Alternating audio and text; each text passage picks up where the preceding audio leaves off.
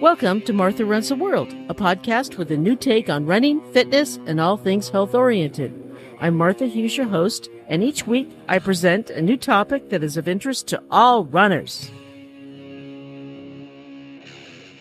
Hi, and welcome to episode 292 of Martha Runs the World. Thank you for joining me this week. I truly appreciate it. I always do.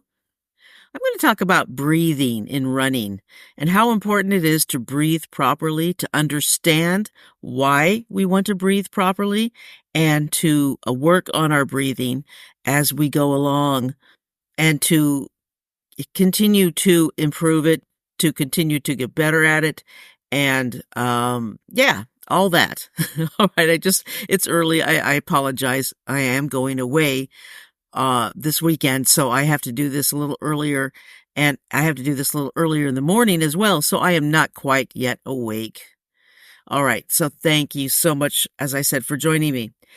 Our lungs are a major part of our body's respiratory system. I can't say that. I don't know what's wrong with me. We inhale oxygen and exhale carbon dioxide. The oxygen we breathe goes into our lungs and is sent out into our blood. From there, the heart pumps our blood into the rest of our body through blood vessels called arteries. And this is just basic science. It's nothing new. This oxygen-filled blood replaces blood that's filled with carbon dioxide in our cells. The carbon dioxide-filled blood makes its way back to our lungs, where it can be refreshed with oxygen, and the process repeats itself. Our muscles need more oxygen when we exercise. It's normal for our breath and heart rate to increase when we're running. Activities that increase our heart and breathing rate are called cardiovascular exercise. The increased rate helps our body to meet the demands of our exercise. It's all basic science here. And that's how it really works, and that's why we need proper breathing to be able to make everything work okay. Now, if you were like me, you were glued to watching the Olympics over the last couple of weeks, and you were amazed at the athletes sprinting across the track in the Stade de France. But there is a difference between what the sprinters do and what we do. We don't really rely on anaerobic respiration, which is what sprinters do. Now, the first mile of our run is anaerobic respiration, and that occurs without oxygen and produces less energy than aerobic. Anaerobic exercises are short, intense physical activities that don't use oxygen as an energy source. And like I said, that happens in the first mile of your run before oxygen has a chance to make it into your blood vessels. And all those sprinters, that's what they do. Their exercise, their races are done anaerobically. Now, aerobic respiration is what distance runners like us do. It occurs in the presence of oxygen. Once that first mile of your run, or that first 15 minutes of your run is over, you feel better. Your breathing starts to get better. Your running starts to feel more comfortable. That's aerobic respiration. And that's once the oxygen cells meet the blood, it's more comfortable. And that is what aerobic respiration is. And that's the difference between what the sprinters do and what distance runners do. It's just a much more comfortable thing. And that's why sprinting always hurts so much more, I think, than just regular running at a pace in long distance. When you sprint, you go into anaerobic respiration, which is so much harder. A 100-meter race is a lot harder than a 10-mile race. Unless you're sprinting the whole 10 miles. Well, you can't really do that. All right. But you know what I'm saying. It's a 100-meter race is just tougher. It's over quick. Yeah, but it's really, really hard. As I was doing this episode, there were some ways to breathe. There were some suggestions about how to breathe when you're running. But there was a difference of opinion over certain types of breathing when you're running. And I'll get into that as well. Most of the time, breathing when you're running comes naturally, so you don't have to really think about it. But there is some ways you can breathe that will really help your running, and there's other ways that won't help it at all. We all breathe differently. We all breathe as a combination of through our noses and through our mouths, mostly through our mouths. And if you have your mouth open, you're going to breathe, of course, and then some of it comes through your nose. But you need to figure out what kind of a breather you are first. So go for a run or walk and intentionally see how you breathe. Do you breathe a lot through your nose, or are you like me and suffer from allergies a lot, so your nose is clogged a lot of the time? Mine is, I know, especially in certain types of certain seasons. But figure out, pay attention to how you're breathing and see what it is like. Now, some people say that some expert running coaches say that if you try to breathe part of the time through your nose, you'll be better at it. And other running coaches say don't do that at all. So there's a split in the running experts saying this is something you should do and this is something you should not do. So it's really up to you if you want to try to do some nose breathing. I cannot do that because I don't know whether I'm going to suffer from allergies or not. And I don't know what allergies I have. And at this time, I don't have the money to go through a whole series of allergic tests to see what I'm allergic to, what's bothering me. That's a whole nother set of doctor's bills, and I can't really afford that right now. So I'll just say maybe I have several allergies. Maybe I just have one allergy. Who knows? I don't. But the proponents of nose breathing say breathing through your mouth may lead to constricted, shallow breathing. It can also make your mouth feel dry. They also do say that nose breathing isn't for everyone, but you can try it if you want. The best way to try it is to lie down or sit on a couch or the floor and prepare your body.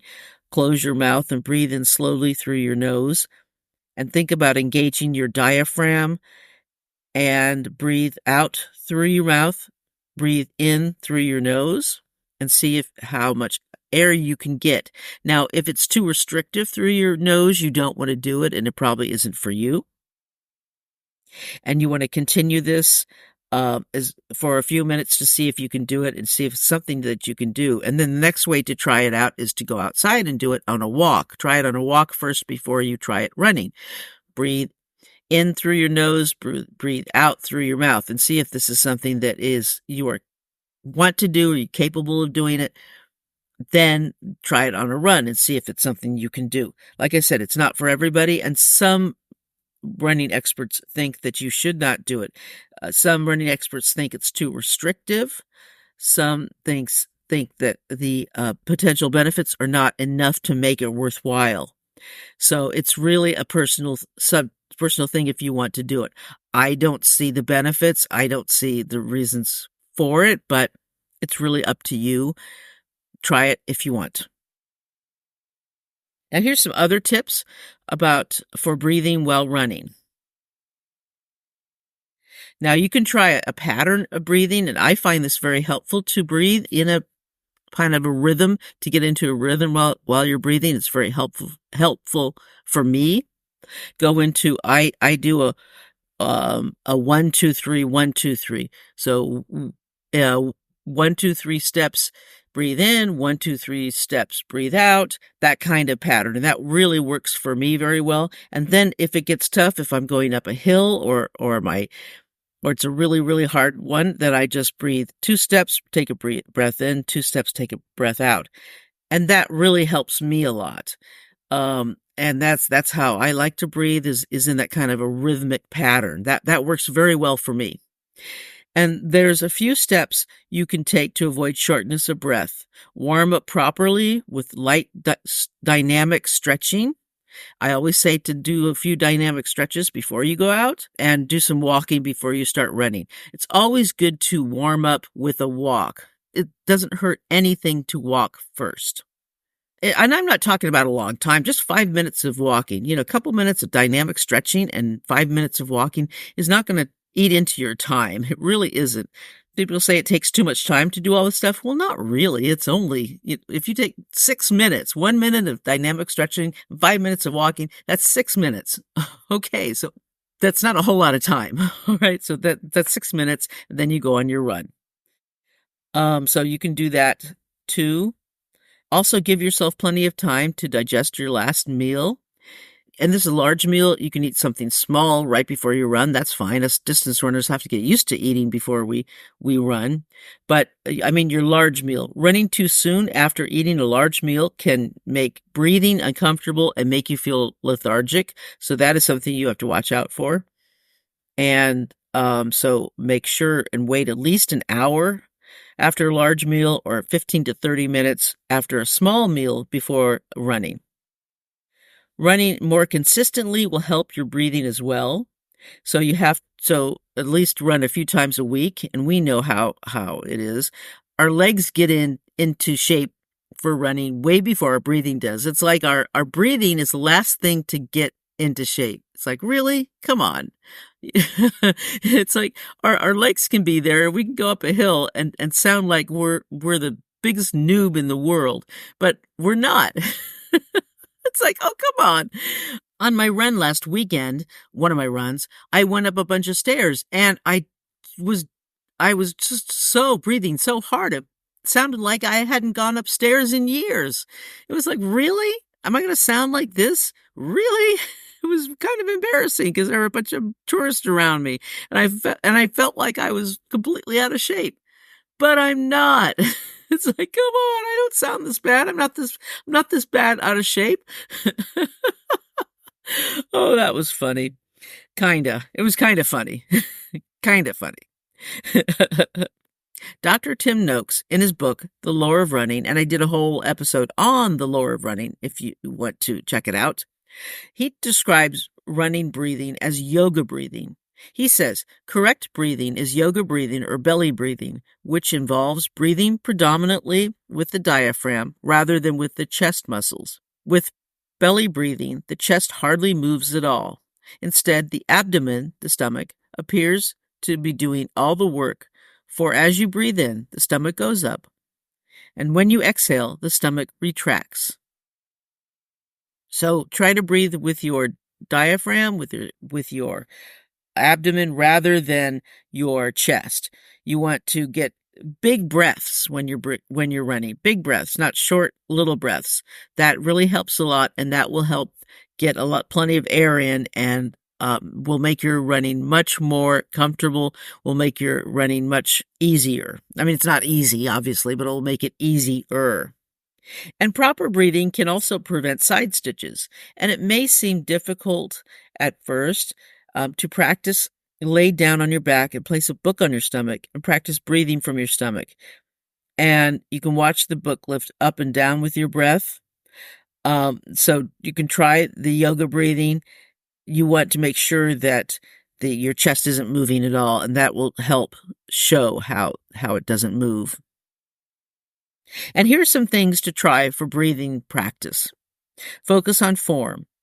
In order to maximize your breath and find ease while running, position your body to support healthy, efficient breathing.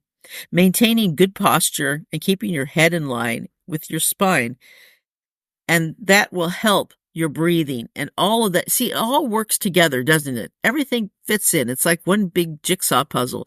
If every piece is in there, your running works really well. If one or two pieces are missing, it doesn't work, or it just won't feel right. So if you maintain your posture, your breathing will feel better and your running will be better.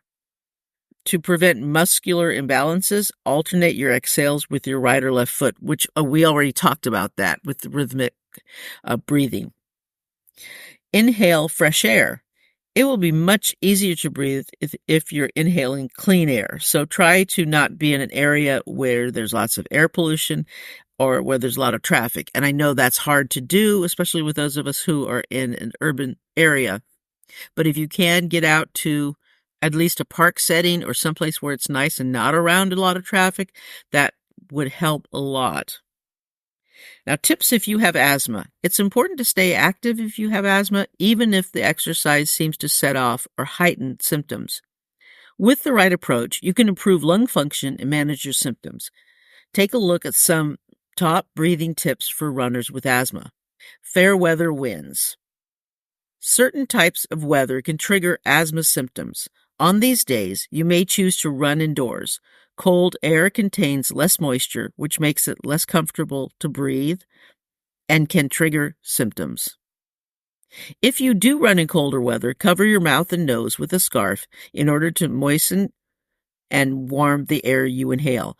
Other triggers include changes in the weather, hot days, and thunderstorm. So just make sure that you know what it's like outside.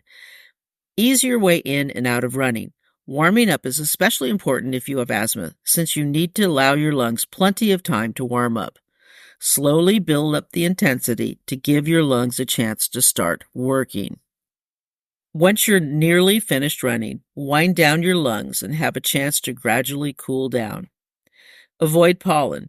Check the pollen count before heading outdoors to run, and plan to run when the pollen count is at its lowest, which is usually in the morning or after it rains. If it's something you can't avoid, consider wearing a pollen mask. Avoid your run, take a shower, and wash your workout clothing. There are several breathing exercises that are recommended for people with asthma. These exercises may enhance your breathing patterns, thus bringing benefits to your run. You can try some of these techniques to see which ones help you to manage your symptoms and bring you the most benefit. Okay, so that is breathing for running, and hopefully that'll give you some tips and help your running be the best it can be. It's basically how to be aware of your breathing and not just breathe willy-nilly. Just help yourself be in the here and now with your running and not allow breathing to affect your running negatively. If all else fails, just stop running and walk for a little while until you can get your breath down under control, and then start running again and go a little slower. Many times, our running problems can be solved if we just go a little slower. Now, as you hear this, I'm at Lake Tahoe, and I'm up there just for a couple days, for 3 days, but I needed to get away. I have to get to the mountains at least once a year, and unfortunately this year I'm only going to be up there one time, but I love it so much up there.